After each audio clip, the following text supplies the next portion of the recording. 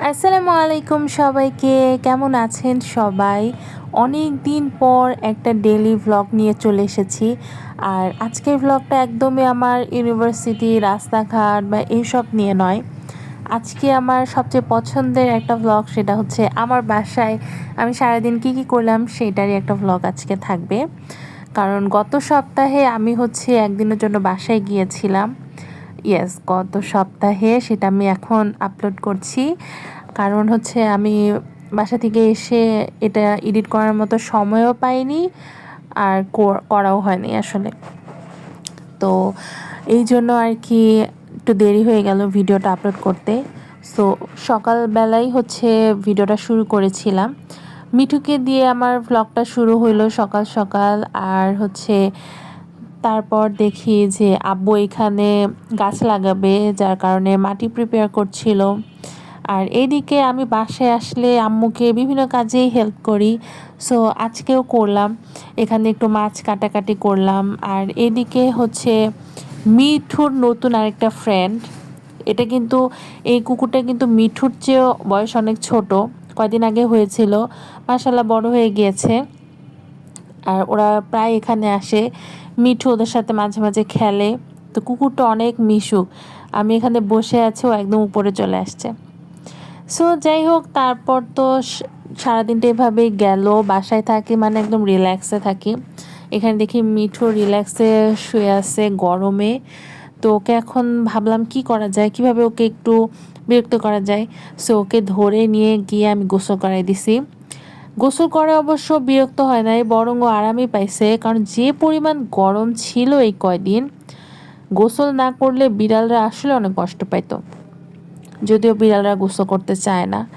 তো যাই হোক, গোসলের পরে আমরাও খাওয়া দাওয়া করব। তো তার আগে আমি হচ্ছে এই চিকেনগুলোকে ম্যারিনেট করব। আম্মু হচ্ছে আমার জন্য অনেকগুলো এরকম চিকেন উইংস রেখে দিয়েছিল। কারণ আমি হচ্ছে এরকম চিকেন ফ্রাই খেতে অনেক পছন্দ করি। সো এটাকে একটু ম্যারিনেট করতে দেবো। একদিন আগে করলে না আরও ভালো হতো, বাট আমি দুপুরেই করছি। এখানে 7 পিসের মতো চিকেন উইংস ছিল। তার মধ্যে আমি গোলমরিচের গুঁড়া, আদা রসুন জিরা বাটা, যেটা হচ্ছে আম্মু রান্নার কাজে ইউজ করে, সো ওইটা দিলাম। পরিমাণ মতো লবণ দিয়েছি। একটু স্পাইস আনানোর জন্য অল্প একটু গুঁড়ো মরিচের গুঁড়া দিয়েছি। আর আমার বাসায় বানানো একটা গরম মশলার গুঁড়া আছে, সেটা দিয়েছিলাম। আর সাথে দিয়েছিলাম এক্সট্রা করে আর একটু জিরা গুঁড়া। দেন তারপর দিয়েছিলাম হচ্ছে সয়া সস। বেসিক সব মশলা আমি আসলে হাতের কাছে যা পেয়েছিলাম সেগুলো দিয়ে আমি হচ্ছে মুরগিটাকে সুন্দর করে ম্যারিনেট করে ঢাকনা দিয়ে ঢেকে ফ্রিজে রেখে দিয়েছিলাম। আর এই দিকে দেখেন মিঠু কি আরাম করে ঘুমাচ্ছে। গোসল করে যে আরাম পাইছে এটাতেই বোঝা যাচ্ছে, কারণ গরমে বাচ্চাগুলো খুবই কষ্ট পাচ্ছিল। আমি বাসায় থাকলে আসলে 2 মিনিটও বসে থাকি না, আমার মনে হয় এটা করি ওটা করি, বিশেষ করে রান্না। সো আব্বু দেখলাম হচ্ছে অনলাইন থেকে এই তালের গুড়টা অর্ডার করেছিল। আব্বু এটা প্রতি বছরই করে, সো এবারও এটা করেছে। এখন এইটা দিয়ে আমি প্রতি বছরই পায়েস বানাই। পায়েসটা আমি আসলে অকেশনে বানাই, মনে করেন ঈদে বানাই। তো এবার তো ঈদ অনেক আগে চলে গিয়েছে, আর আমি বাসায়ও থাকি না, সো আমি তো বানাইতে পারি না। যেহেতু বাসায় আসছি একদিনের জন্য হলেও, তো ভাবলাম কিছু একটা বানাই। সো এটাই হচ্ছে আমার কাছে মনে হয়েছে যে এখন বানানোর উত্তম সময়। আমি আগে হচ্ছে পোলাওয়ের যে চালটা, ওইটা হচ্ছে আমি পানিতে এক্সট্রা করে সিদ্ধ করে নিয়েছি। আর তারপর হচ্ছে যে গুড়টাকে আমি পানি দিয়ে আগে একটু গলিয়ে নিব। তাইলে হুট করে যে এই যে গুড়ের যে পিসগুলো, এগুলো হচ্ছে সোজাসুজি যদি দুধে দিয়ে দিই কেমন জানি ছাকড়া ছাকড়া হয়ে যায়।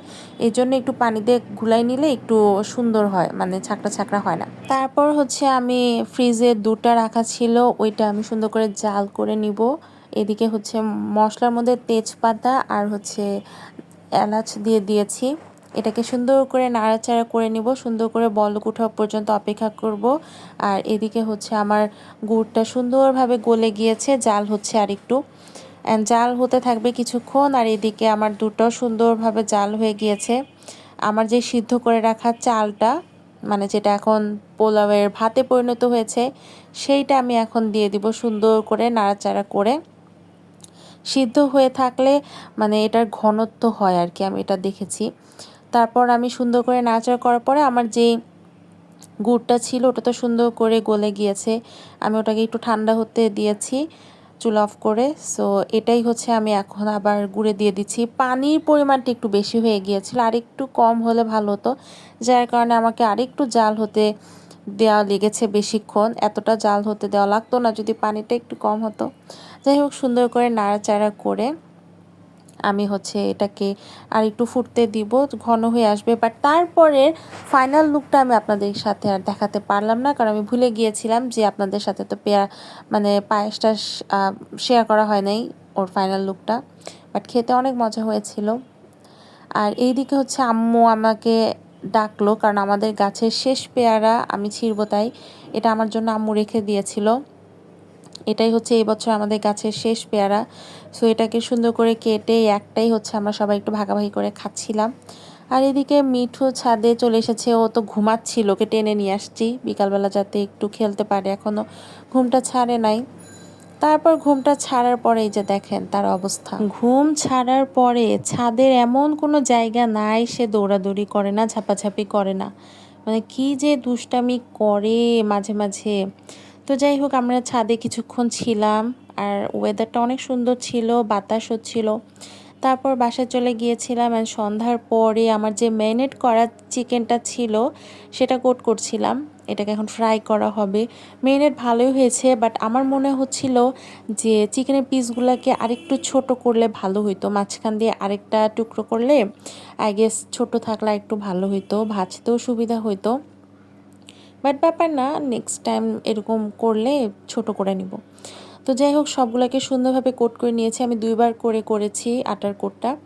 অ্যান্ড এটাকে হচ্ছে আমি সুন্দর করে এখন ঝেড়ে ঝেড়ে রাখছি। আর অন্য পাশে হচ্ছে আমার এই যে ভাজার জন্য সয়াবিন তেল আমি গরম হতে দিয়েছি। এখন আস্তে আস্তে লো হিটে আমি হচ্ছে 20 মিনিট, 15 থেকে 20 মিনিটের মতো ভেজে নিব, যেহেতু ম্যারিনেট করা ছিল চিকেনটা একটু নরম হয়ে গিয়েছে। আর এইদিকে হচ্ছে আমি সুন্দর করে ভেজে নিচ্ছি। আর এক পাশ যখন একটু ব্রাউন ব্রাউন হয়ে যাবে তখন আমি উল্টে দিব। আর প্রত্যেকটা আমি এভাবে করে একটু ধৈর্য ধরে ভেজে নিয়েছিলাম। আর যেহেতু সন্ধ্যার পর করেছিলাম, করতে করতে একটু রাত হয়ে গিয়েছিল। আর আটার যে কোটটা ছিল সেটা তো অনেকগুলো বেঁচে গিয়েছিল, সবগুলো তো আর আটার কোটটা লাগে নাই চিকেনের গায়ে। সো বাকিগুলো দিয়ে আমি সুন্দর করে ওটাকে মেখে 2টা পুরি বানিয়ে নিয়েছিলাম, ওটা দেখাচ্ছি আপনাদেরকে শেষে। আর এদিকে আমি কি করব, একটা সস বানিয়ে নিব। তার আগে আমি হচ্ছে একটু সয়াবিন তেল দিয়ে আর একটু রসুন কুচি দিয়েছিলাম, সেটাকে সুন্দর করে একটু ব্রাউন হতে দিব। একটু নাড়াচাড়া করে 1-2 মিনিট অপেক্ষা করলেই হচ্ছে রসুনগুলা থেকে সুন্দর একটা ফ্লেভার বের হবে, আর এরকম একটু ব্রাউন একটা ভাব আসবে। তো তারপরে হচ্ছে আমার বাসায় 2 ধরনের সস ছিল, একটা হট চিলি সস ছিল আর একটা টমেটো ক্যাচাপের মতো ছিল। ওই 2টা দিয়ে আমি সুন্দর করে নাড়াচাড়া করে নিয়েছিলাম। ফ্লেভারের জন্য একটু লবণ আর একটু চিনি দিয়েছিলাম। আর এদিকে যে ভেজে রাখা যে চিকেনটা সেটা আমি এখন দিয়ে নিব। সুন্দর করে 2-3 মিনিট একটু নাড়াচাড়া করলেই সব সস একদম চিকেনের গায়ে একদম লেগে যাবে। একটু ধৈর্য ধরে চুলার হিটটা একটু কমিয়ে সুন্দরভাবে একটু নাড়াচাড়া করতে হবে, এমনভাবে নাড়তে হবে যেন ভেঙে না যায়।